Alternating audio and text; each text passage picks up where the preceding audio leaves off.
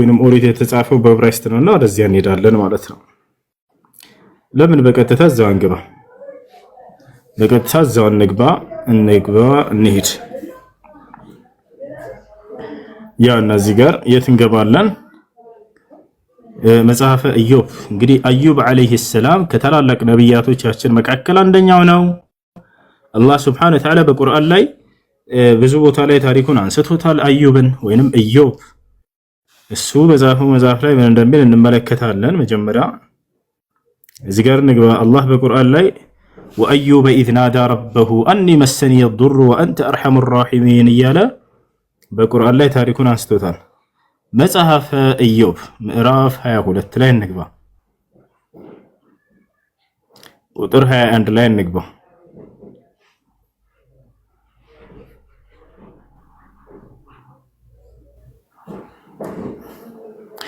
እሺ ወደ አማርኛ እንቀይራለን።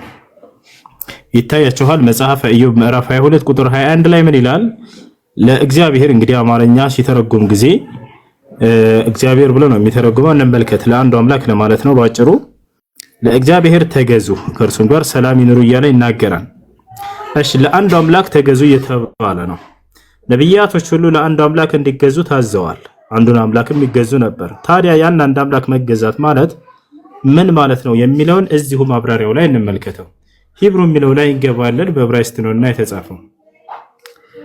ለአንዱ አምላክ ለእግዚአብሔር ተገዙ ሲባል ምን ማለት ነው? ቀጥታ እዚህ ወደ ትይዩ ዕብራይስጥ ሄድ ይላል። እንሄዳለን፣ ታዛዥ ነን። እሺ ለአንዱ አምላክ መገዛት ማለት ምን ማለት ነው? እንመለከታለን። እዚህ ወደ አማርኛ እንቀይረው። እሺ ለአንዱ አምላክ መገዛት ማለት ምን ማለት ነው? እዚህ እንወርዳለን። ምን ይላል? አያችሁ? ያ ሰላም እስልምና ማለት ነው። ምን ማለት ነው? ለእግዚአብሔር በትክክል መገዛት ማለት ነው ይላል። ምንድነው? እስልምና ይባላል። ስለዚህ ሁሉም ነብያት ለአንዱ አምላክ ተገዙ እየተባሉ ታዘው ነበር። ኢዮብም እንደጻፈው፣ እነ ዳዊትም እንደጻፉት፣ እነ ሰለሞን ሁላቸው እንደጻፉት። ስለዚህ ለአንዱ አምላክ ለአንዱ አምላክ በብቸኝነት መገዛት እስልምና ይባላል ብሎ አስቀምጦታል። የት? ቁርአን ምናምን ሐዲስ አይደለም፣ ባይብል ራሱ ያው ባይብል ላይ። ስለዚህ ለአንዱ አምላክ መገዛት ምን ይባላል? እስልምና ይባላል። እስልምና ለእግዚአብሔር በትክክል መገዛት ማለት ነው ይላል። እዚህ ጋር ሙስሊም ብሎ አስቀምጦታል። ለአንዱ አምላክ የሚገዛው ደግሞ ሙስሊም ይላል። ስለዚህ ከቁርአን በፊት እስልምና እንዳለ ማስረጃ ካላችሁ ቀጥታ ያው በተውራት ላይ አለ። ነቢያቶች ጽፈዋቸው ባለፏቸው መጽሐፍቶች ላይ በውስጣቸው ምንም እንኳን ሰው የራሱን ሐሳብ ቢቀላቅልባቸውም እንዲህ አይነት እውነታዎች በውስጣቸው ይገኛል ማለት ነው። ይሄ ትልቅ ማስረጃ ይሆናል። እሺ ጥያቄ ነበረኝ።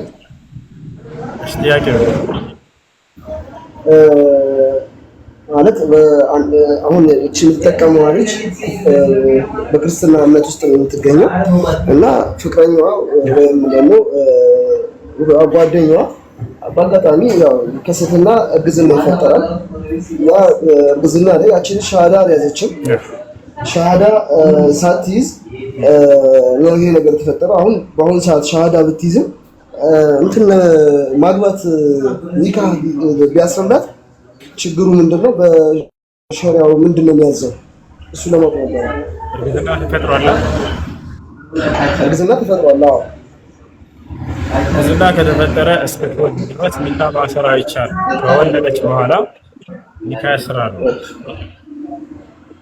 እሺ በዚህ ሰዓት ማለት በእርግዝና ወቅት ላይ ኒካህ ብታሰር ከልጁ ጋር ምን ሸሪዓው ምንድነው የሚደነግገው ነገር ማለት እሱ ለማወቅ ነበር። ኒካሁ አይሆንም لا يعقد النكاح في وقت الحمل لقوله سبحانه وتعالى وأولاة الأحمال أجلهن أن يضعن حملهن በእርግዝና ላይ በፍጹም ኒካህ የታሰረ በስህተት ነው። እርግዝናን እስክትወልድ ድረስ መጠበቅ አለባቸው። ከዚያ በኋላ እርሱን ንስሐ አድርጎ ሙስሊም ስለነበር እሷ ደግሞ ክርስቲያን ነበረች። ባለፈው አትጠየቅም፣ ሻሃዳ ይዛለች። ሻሃዳ ያለፈን ኃጢአት ሁሉ ያስተሰርያል። ስለዚህ ከወለደች በኋላ ኒካህ ያደርጋሉ እንጂ አሁን ላይ በእርግዝና ላይ ኒካህ ይታሰራል። ከወለደች በኋላ ልጁ ማለት የሚወለደው ልጅ እምነቱ ምንድን ነው ሊሆን የሚችለው? እሺ አባትነት እንትን ተቀባይነት የለውም የሚባል ነገር ሰምቼ ነበር። ተቀባይነት አለው ወይስ የለውም በሚለው ጉዳይ በዑለሞች መካከል ኺላፍ አለ። ያቺ ሴት ከዛ ከአንድ ሰው ብቻ ከሆነ ግንኙነት አድርጋ የወለደችው ኃጢአቱ እንደ ኃጢአት ይቆጠራል፣ እሱ ተውበት ያደርጋሉ። ልጁ ግን ልጁ መሆን ይችላል ተናግረዋል። ልጁ ሊሆን የማይችለው ከብዙ ወንዶች ጋር ተገናኝታ ከሆነ ነው። በየትኛው ሊጠራ ይችላል። ነገር ግን ከአንድ ሰው ብቻ ጋር ከሆነ ሊጠራ ችግር የለውም የሚል ሸይኹል ኢስላም ተይሚያ ረሂመሁላህ ተዓላ አቋም እሱ ነው። አንዳንድ ዑለሞች አልወለዱ ሊልፈራሽ ወሊልዓሂር አልሐጀር በሚለው ሐዲስ ተመስርተው በፍጹም በዝሙት የተወለደ ልጅ አባት ተብሎ ሊጠራለት አይችልም ያ ሰው ብለው የተናገሩም አሉ። ነገር ግን መጀመሪያ የነገርኳቸው ኢብኑ ተይሚያ አቋም ነው፣ እሱ የተሻለ ነው ብዬ አስባለሁ። አላህ አዕለም።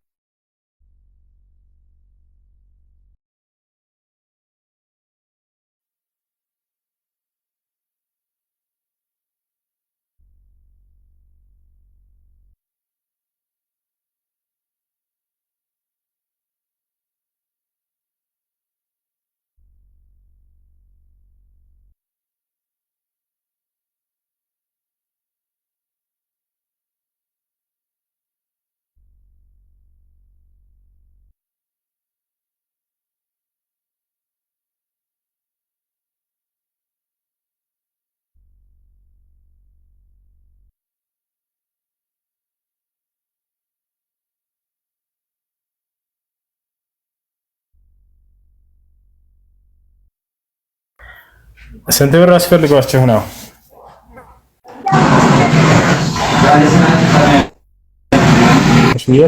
የት ነው ሀገራችሁ? የት ነው ሀገራችሁ? ከጎንደር ወዴት ለመሄድ? ኦኬ እሺ። ስንት ብር ነው የሚያስፈልጋችሁ?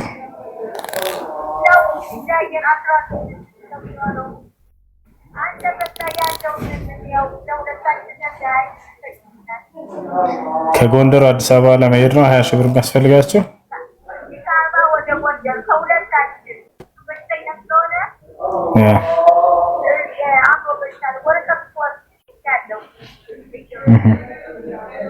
ኢንሻአላህ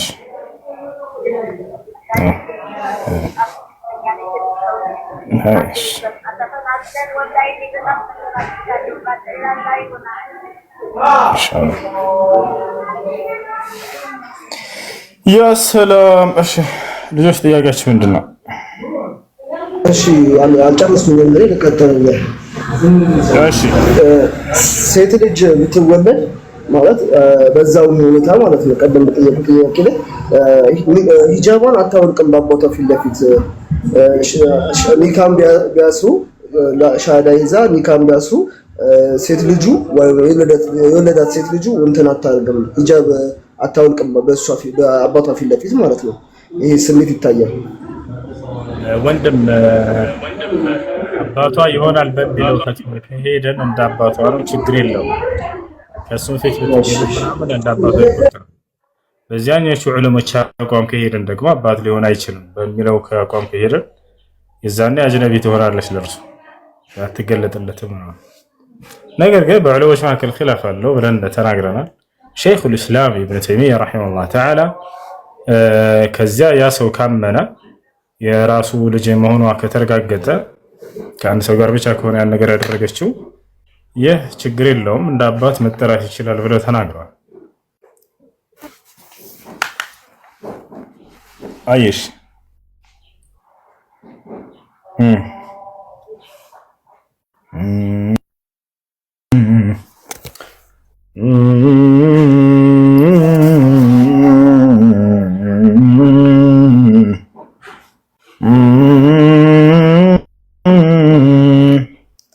በሁሱ ባቡል ኸይር ምትመስላቸው ከዚህ በኋላ ባቡል ኸይር ምትመስላቸው ከዚህ በኋላ ለማ ፈህምተው شنو سؤالك አልገባኝም። ስታደርግ ሰምተናል ማለት ነው። ማለት ቅድም ስልክ ስደውል ሰምተናል ማለት ነው። ስልክ ስታወራ ስለሰማን ኦኬ ከዚህ በኋላ የሚያስፈልግ ነገር ካለ ይደወላል ማለት ያክል ነው መሰለኝ።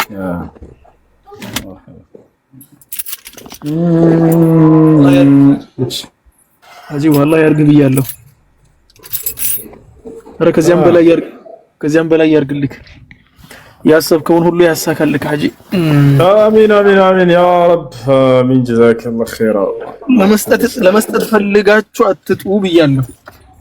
አሚን። ኡስታዝ ደግሞ እንትን ነው እኛ ጋር ብርድ አስቸግሮናል። እናንተ ጋር ሙቀት ነው? እዚህ ያው ሙቀት ነው። አሁን ግን ዝናብ እየጣለ ነው። ቀዝቀዝ ይላል። ማሻአላህ ዝናብ እየጣለ ከሆነ በጣም ጥሩ ነው። ያ ደግሞ በጣም ከባድ ነው።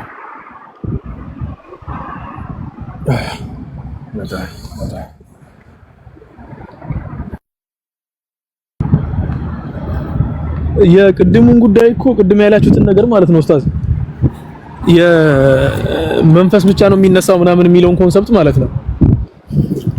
الفلاسفة المنتسبون إلى الإسلام ይሄን ራእይ ነው የሚከተሉትና እነ ፋራቢና መሰሎቻቸው ይሄን ራእይ ነው የሚከተሉትና በጣም የሚገርመው ነገር ከተናሱኽ ጋርም ግንኙነት አለው። ይሄ እነ ሂንዱና መሰሎቻቸው ከሚያስቡት ነገር ጋር ግንኙነት አለው። ምክንያቱም ተናሱኽ አልአርዋህ ላይ የሚናገሩ ሰዎች አንድ ሰው የሆነን ወንጀል ከሰራ በቀጣዩ ዓለም ውስጥ ውሻ ሆኖ ሊፈጠር ይችላል ነው የሚባለው፣ ወይ ደግሞ እንትን መሆን ይችላል ምናምን ነገር ልክ እንደ እንትና ማን ነው ይሄ የሚለው ሰውዬ ማን ነበር? ፍቅር ሲዝም ነው። ፍቅር ሲዝም የፍቅር ሲዝሙ ሰውዬ እንትን ይላል እኮ እከሌ ባለፈው ህይወቱ ውሻ ነበር፣ ባለፈው ህይወቱ እንትን ነበር ሲል ሰው ይስቅበታል። በነገራችን ላይ ከመሬት አምጥቶት አይደለም፣ እንትኖች አሉት ህንዶች ምናምን ነገር ውስጥ ስላለ ነው ይሄ ነገር። እንዲዝም ውስጥ አለ፣ ቡዲዝም ውስጥም አለ። እና ተናሱኽ አልአርዋህ የሚባለው ያንን ሲስተም ነው የሚከተሉት። እዚያ ጋር አሁን ያጠፋው አካል እያለ ሌላ አካል ሆኖ ነው የሚፈጠረው ምናምን የሚል ኮንሰፕት ነው የሚከተሉት። እና ብቻ በጣም የሚገርም ነው። ያጠፋው ሰው እያለ ለምን ውሻው ይቀጣል ድጋሚ በሁለተኛው ትውልዱ ላይ? ብቻ በጣም ገራሚ ነው። ድምጽ አይሰማም ኡስታዝ፣ ድምጽ አይሰማም። እንትን ሚያት አድርጌው ነው እና ያጠፋን አካል ተሶ ያላጠፋውን መቅጣት በክርስትና ከመጀመሪያው ሰው ታሪክ ጀምሮ አዳም አጠፋ። ከዚያ በኋላ እግዚአብሔር አንድያ ልጁን ላከው። ምንም ጥፋት የሌለበትን ልጁን አስገድሎ አሰቀለው። ለምን ሲባል አዳም ስላጠፋ ለአዳም ጥፋት እየለመነው አባት ሆይ እባክህን ከዚህ ሰዓት አድነኝ ብሎ እንባው የደም ነጠብጣብ እስኪመስል ድረስ እባክህ አድነኝ እያለ እየለመነው አልሰማም አለና ምንም ያላጠፋ ልጁን ገደለ። አንደኛ ነው። ሁለተኛ አዳም አጠፋ አይደለ? ከዚያ በኋላ በአዳም ምክንያት ምድርን ረገማት። ምድርን ረገማት። ይወጣ ሌላኛው በአዳምና በሔዋን ምክንያት እንዳለ ሰዎች ሁሉ እርግማን ላይ ናቸው። ሴት ልጅ ወር አበባ የሚመጣባት በእርግማን ምክንያት ነው። ስትወልድ ስቃዩዋ በእርግማን ምክንያት ነው። ያን ያጠፋቸው ማነች ግን? የመጀመሪያዋ ሴት ነች። እስካሁንም ሴቶች የሚሰቃዩት በሔዋን እርግማን ምክንያት ነው ብላ ያምናል። ሌላው ኢየሱስ ክርስቶስ በምድር ላይ ሲኖር ራበውና እንዴ በቃ የሚበላው አጥቶ ሄደ። የሆነ ዛፍ ላይ በለስ ፍሬ ይኖርባት ይሆን ብሎ አጣ። ሲያጣ ጊዜ ዛፍን ረገመው። ማን ነው የሚያበቅልላት ያችን ዛፍ? ራሱ አምላክ ሆነ ራሱ ነው። በራሱ ጥፋት እንዴት ነው ሌሎችን ሊረገም የሚችል? ዛፍ ጨረሰ ረገመው ማለት እና ይሄ ነገር ነው በጣም አጅብ። أعوذ بالله من الشيطان الرجيم بسم الله الرحمن الرحيم كافها يا عين صاد ذكر رحمة ربك عبده زكريا إذ نادى ربه نداء خفيا